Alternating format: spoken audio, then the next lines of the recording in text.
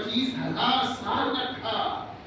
ایک حکم کہا تھا، جس درخت کے قریب مت جانا یا پھل نہ کھانا۔ وہ کتنا غیرت والا ہے کہ جس کو مسجود ملائکہ بنایا، جس کو اپنا خلیفہ بنایا، جس کو اپنا نائب بنایا، جس کو کوئی انسانوں کا باپ بنایا، اس سے ایک لغزش پیغمبرانہ جو بے شمار حکمتوں سے بھرا ہوا ہے، ایک لغزش ہوئی، جنت سے زمین پہ پھیر دیا۔ 300 سال تک روتے رہے، آنسو بہاتے رہے، رب کی بارگاہ میں انتظار کرتے رہے، اس نے جواب بھی نہیں دیا۔ اس نے جواب بھی نہیں دیا۔ میرا رب کریم بھی ہے مگر بڑا غیرت والا بھی ہے۔ تو ہمیں اس کی کریمی سے امید رکھنا ہے، اس کے غیرت سے خوف زدہ بھی رکھنا ہے۔ ایمان، رجا، امید اور خوف دونوں کے مجموعے کا نام ہے۔ نرا امید ہی امید نہیں اور صرف خوف ہی خوف نہیں، خوف اور امید ان دونوں کے بیچ کا نام ایمان ہے۔ پیارے آقا علیہ الصلوۃ والسلام بڑے نازک ہیں سرکار کے غیرت۔ ہم کہتے ہیں مصطفیٰ ہمیں بخشوا لیں گے، مصطفیٰ ہمیں بچا لیں گے، سچ ہے، مگر بخشش اس کی ہوگی جس سے مصطفیٰ راضی ہوگا۔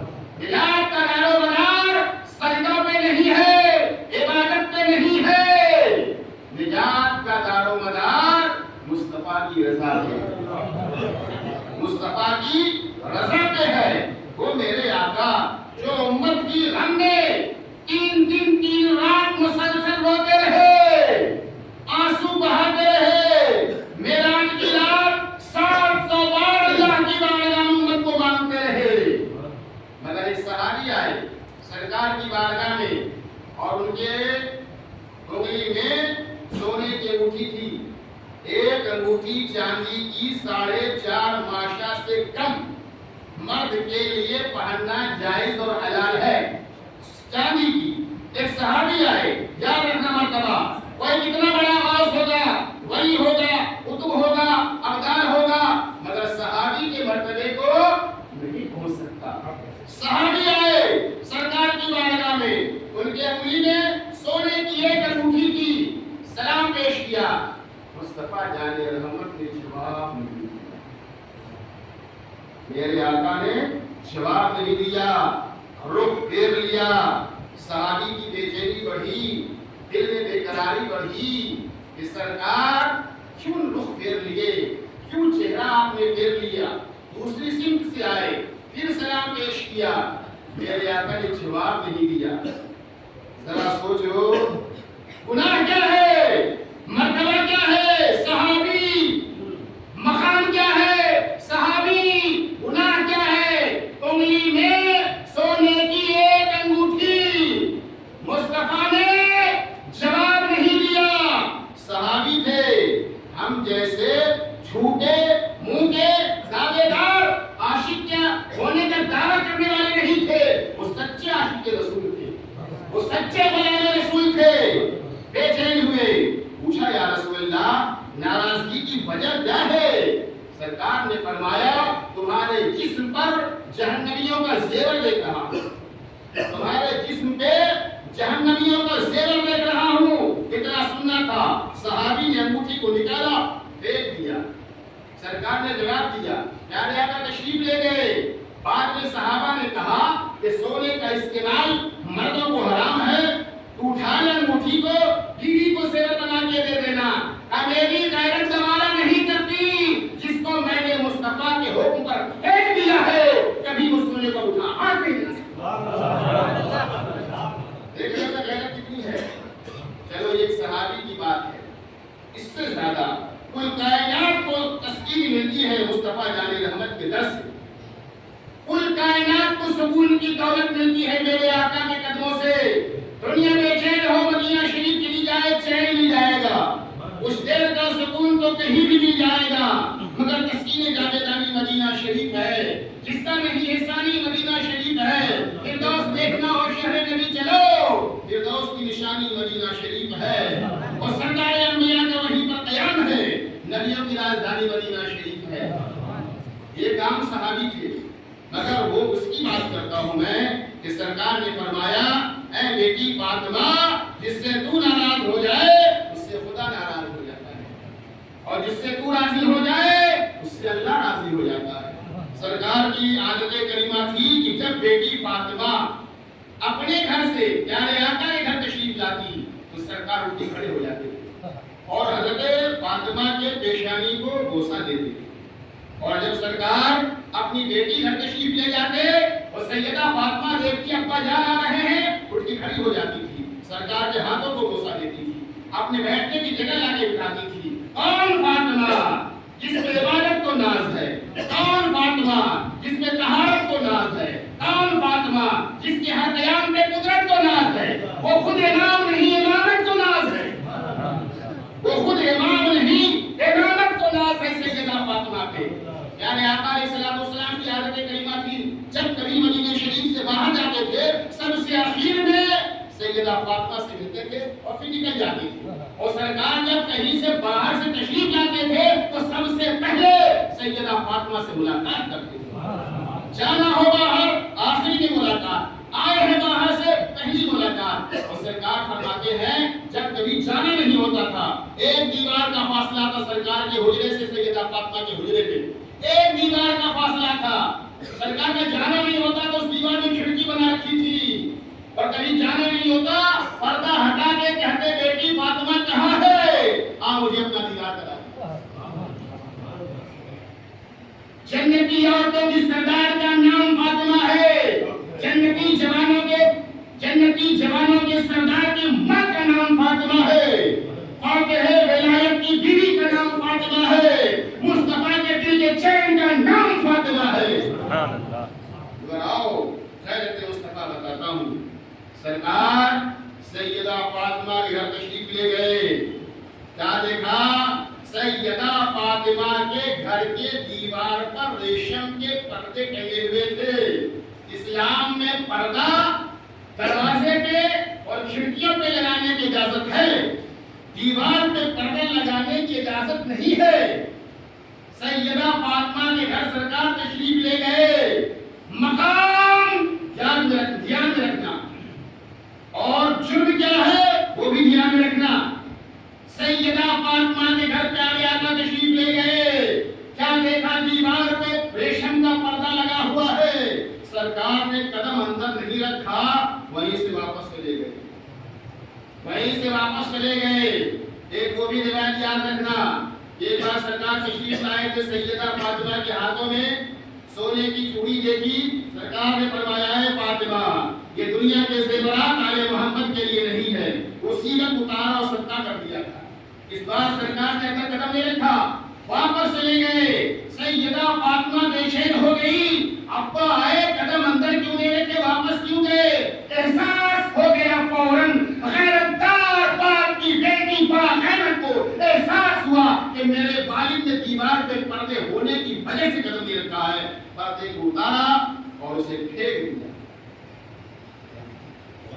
اب مجھے بتاؤ، قبر میں مرنے کی بات بخشش نہ نسل کی بنیاد پر ہوگی، قبر میں نجات نہ دولت کی بنیاد پر ہوگی، نہ شہرت کی بنیاد پر ہوگی، نہ خاندان کی بنیاد پر ہوگی، مصطفیٰ کی غلامی کی بنیاد پر ہوگی، عشق مصطفیٰ کی بدولت ہوگی، غلامی مصطفیٰ کے صدقے میں ہوگی۔ اب مجھے بتاؤ وہ مصطفیٰ کتنے باغیرت ہے، سونے کا ریشم کا پردہ ہو واپس چلے جاتے ہیں، صحابی کی ہاتھ میں انگوٹھی ہو چہرہ پہ لیتے ہیں۔ مجھے تم بتاؤ میرے اعمال اس قابل نہیں جو ہمیں جنت تک لے جا سکے، میری جنت کی ضمانت کا نام مصطفیٰ ہے، میری بخشش کا نام مصطفیٰ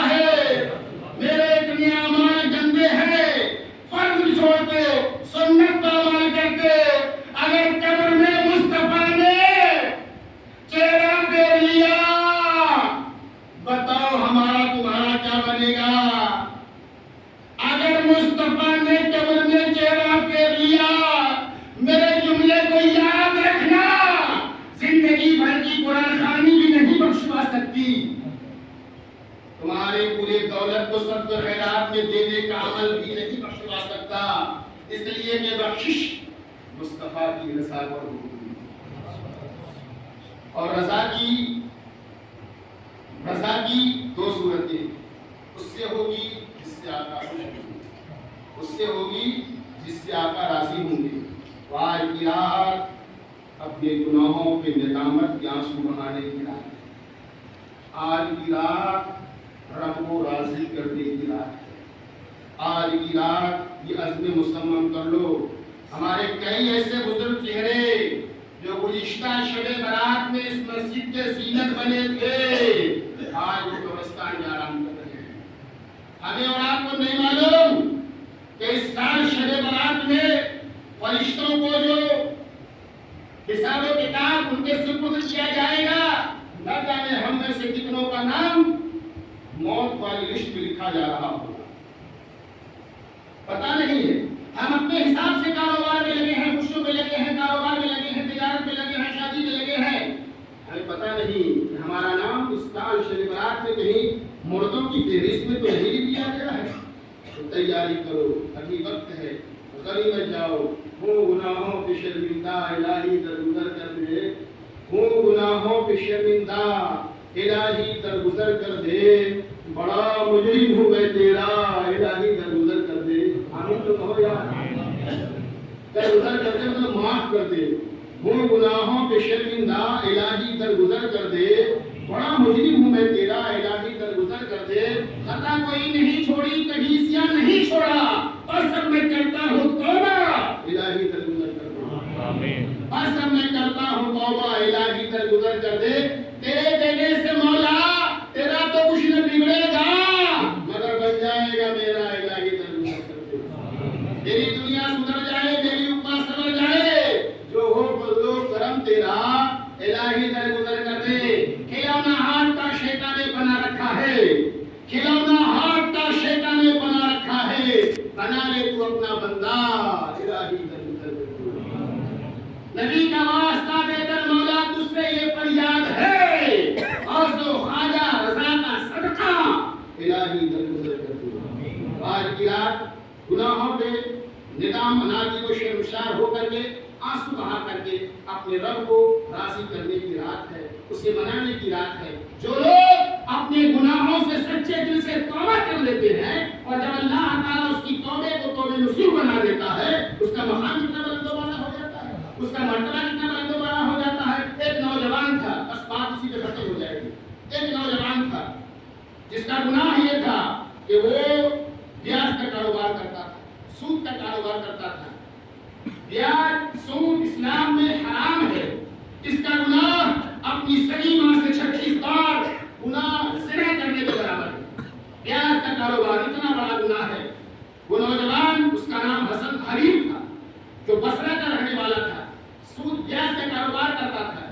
ایک گھر میں گیا اچانک، صبح کا وقت تھا، گھر کا مالک نہیں تھا. اس نے کہا، گھر میں دستک دی، بیوی باہر آئی. اس کی کہا تمہارا شوہر کہاں ہے؟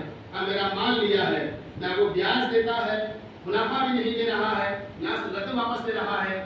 آج میں بغیر مال لیے واپس نہیں جاؤں گی. اس نے کہا بیوی نے کہ میرا شوہر باہر گیا ہے اور وہ پیسوں کے انتظام کے لیے گیا ہے، وہ آ جائے گا واپس کر دیں گے، وہ آ جائے گا دے دیں گے، مگر انتظام نہیں ہوا کچھ دن کی مجھ کو مہلت دے دو. کہا نہیں مہلت نہیں دوں گا. میری عادت ہے میں جس گھر پہ وصولی کے لیے جاتا ہوں، اگر مجھے مال نہ ملے تو ہر جانا وصول کرتا ہوں. لا میرے گھر میں جو کچھ ہے وہ دے دے. اس نے کہا میرے گھر میں کئی دنوں کا فاقہ تھا، کھانے کے لیے کچھ بھی نہیں ہے، سامان کے نام پر کچھ بھی نہیں ہے. ہاں فاقہ تھا تو آج میرا شوہر ادھار میں بکرے کا سینہ لے کر کے آیا ہے کہ بچوں کو بنا کر کے میں کھلا دوں. اگر میرا ہرجانہ ہوتا ہے، اگر نہیں ہرجانہ ملے گا تو میں بھی چلاؤں گا، محلے کے لوگ جمع ہوں گے، تیری شرافت کو مٹی ملا دوں گا. انہوں نے بیاج پر پیسہ لیا ہے. کہا ٹھیک ہے یہ بکرے کا سینہ ہے، لے جاؤ مجھے معاف کر دو. لیا اور لے کے جا رہا تھا. راستے بچے کھیل رہے تھے. انہوں نے کہا چلو دور ہٹ جاؤ، اتنا بڑا پاپی جا رہا ہے، اس کے دامن کی ہوا لگ جائے گی، ہم لوگ گنہگار ہو جائیں گے. اتنا بڑا پاپی جا رہا ہے.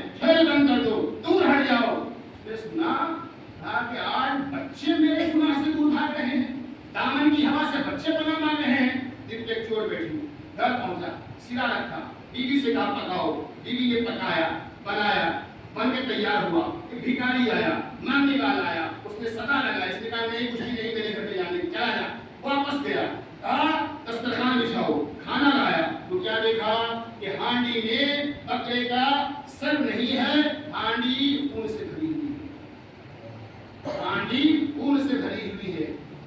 کہا ایک تو وہ بات کہ بچوں نے کہا تھا، دوسری یہ بات کہ ہانڈی خون سے بھری ہے، دوسرا رو لگا، کہا چلو چلتے ہیں میں توبہ کر لیتا ہوں۔ توبے کے ارادے سے اپنے گھر سے نکلا کہ آج کے بعد میں پیاز کا سود کا کاروبار نہیں کروں گا، سوچا کس کے پاس جاؤں، دل میں خیال آیا میرے شہر میں وہ رہتا ہے جو مولا علی شیر خدا کا شاگرد ہے، جس کو دنیا خواجہ حسن بصری کے نام سے یاد کرتی ہے، جو جس نے ام المومنین میں سلمہ کا دور کیا ہے، چلو اس کی بارگاہ میں جاتے ہیں۔ جیسے ہی پہنچا خواجہ حسن بصری کی بارگاہ میں، وہ نوجوان کیا دیکھتا ہے، حضرت خواجہ حسن بصری خطاب فرما رہے ہیں، لوگوں کو اللہ کی بارگاہ کی طرف قریب کرنے کے لیے ڈرا رہے ہیں، فرما رہے ہیں گناہوں سے توبہ کرو، رب کی بارگاہ میں رجوع کرو، نیکی کے راستے میں لگ جاؤ۔ اگر سچے دل سے کوئی اپنے وقت حبیب بھی توبہ کر لے گا، وہ اللہ تعالیٰ اس کے گناہوں کو بھی بخش دے گا۔ کہ وہ نوجوان مسجد کے اندر پہنچا ہوا تھا، اس نے کہا حضرات ذرا آپ کے جملے کو پھر سے دہرائیے گا، آپ نے کیا کہا؟ کہا میں نے یہ کہا کہ اگر اپنے وقت کا حبیب بھی گناہوں سے توبہ کر لے گا تو اللہ اس کے بھی گناہوں کو بخش دے گا۔ پھر سے کہیے گا، آپ کی بات کو بڑی لذت ہے۔ پھر حضرت خواجہ حسن بصری نے کہا کہ اگر اپنے وقت کا حبیب بھی سچے دل سے توبہ کر لے گا اللہ اس کے گناہوں کو معاف فرما دے گا۔ آگے بڑھا نوجوان، کہاں بڑھائیے، ولی کی زبان ہے، آپ کے دل پہ سچا، آپ کے ہاتھ پہ اپنے گناہوں سے سچے دل سے توبہ کرنا چاہتا ہوں۔ حضرت خواجہ حسن بصری نے پوچھا تو کون ہے؟ کہا میں وہی حبیب ہوں جس کا نام آپ بیان کر رہے تھے۔ توبہ کیا سچے دل سے، حضرت خواجہ حسن بصری کے ہاتھ پہ توبہ کیا۔ توبہ کرنے کے بعد حضرت خواجہ حسن بصری نے فرمایا بیٹا ایسے نہیں ہوگا، تیری توبہ کی صورت یہ ہوگی جس کا مال لیا ہے اس کو واپس کر، اور اگر وہ مر گیا ہے تو اتنا مال اللہ کی راہ میں صدقہ کر۔ اس نوجوان نے کہا وہ سچا وعدہ کر کے جا رہا ہوں، جتنا لوگ زندہ ہوگا جس کو میں جانتا ہوں سب کا مال واپس کر دوں گا، جو نہیں ملے گا پورا مال اللہ کی راہ میں صدقہ کر دوں گا۔ یہ توبہ کر کے ارادہ کر کے وہاں سے نکلے ہیں جا رہے ہیں، وہی بچے کھیل رہے تھے۔ وہ سوشل میڈیا کا زمانہ نہیں تھا، وہ پرنٹ میڈیا الیکٹرانک میڈیا کا زمانہ نہیں تھا، ان زمانے کی بات نہیں ہے، وہی بچے کھیل رہے تھے۔ بچوں نے کہا کھیل بند کر دو، حبیب توبہ کر کے آ رہے ہیں، اللہ نے مقام دے دیا ہے، اب اگر ہمارے گرد و غبار اڑ کر کے حبیب کو پڑ جائیں گے ہم لوگ گنہگار ہوں گے۔ حبیب کو دل میں تمنا ہوئی مولا ابھی سے توبہ کیا ہوں، ابھی توبہ کیا ہوں، کوئی نیک عمل نہیں۔ بچوں کے دل میں تم نے محبت ڈال دی ہے، اگر پوری زندگی کے لیے عبادت کیا ہوتا تو تم اتنا بلند و بالا مقام دیا ہوتا۔ زمانہ چلتا رہا، وقت گزرتا رہا، حالات بدلتے رہے، زہد و تقویٰ میں، ورع میں، عبادت میں، ریاضت میں ترقی ہوتی رہی۔ وہ دور آیا کہ یہی نوجوان جسے دنیا حبیب کے نام سے یاد کرتی ہے، بصرہ کی مسجد میں مغرب کی نماز مصلی امامت میں چڑھ کے پڑھا رہے تھے، مغرب کی نماز پڑھا رہے تھے بصرہ کی جامع مسجد میں۔ جن کے ہاتھ میں توبہ کیا تھا، جو پیر و مرشد تھے حضرت خواجہ حسن بصری، اسی مسجد میں آ گئے۔ جب مغرب کی نماز ہو رہی تھی آپ آ گئے، جماعت کھڑی تھی، آپ حاضر تھے، دل میں خیال آیا کہ یہ تو میرا مرید ہے، یہ تو وہی سودخور ہے جس نے میرے ہاتھ پر سودخوری سے توبہ کی ہے، میں اس کے پیچھے کیسے نماز پڑھوں گا؟ اس لیے آپ نے تھوڑا وقت پاس کیا، ٹائم پاس کیا، اور جب حضرت حبیب نے سلام پھیرا آپ نے تنہا نماز ادا فرمائی، پھر اس کے بعد گھر چلے گئے۔ خواجہ حسن بصری رات میں سوئے، اللہ کا خواب میں دیدار نصیب ہوا، حضرت خواجہ حسن بصری کو رب کا خواب میں دیدار نصیب ہوا۔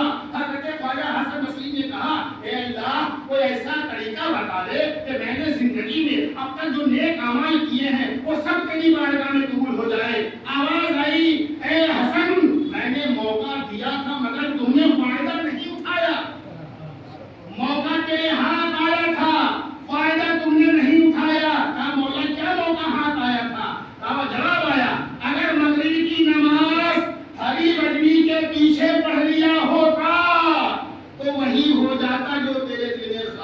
की।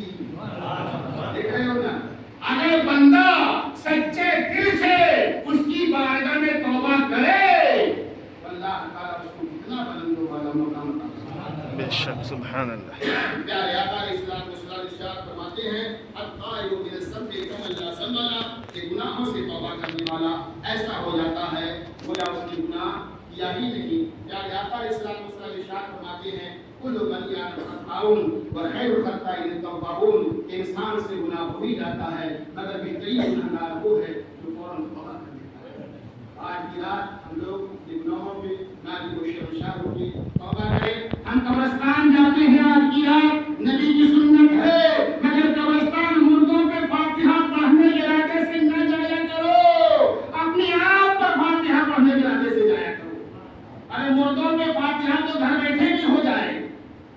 कुछ लोग फातिहा पढ़ते हैं, उनके माँ बाप जन्नतुल बखी में है, मगर शेखरान के फातिहा हिंदुस्तान में पढ़ते हैं तो सबब जन्नतुल बखी जाता है।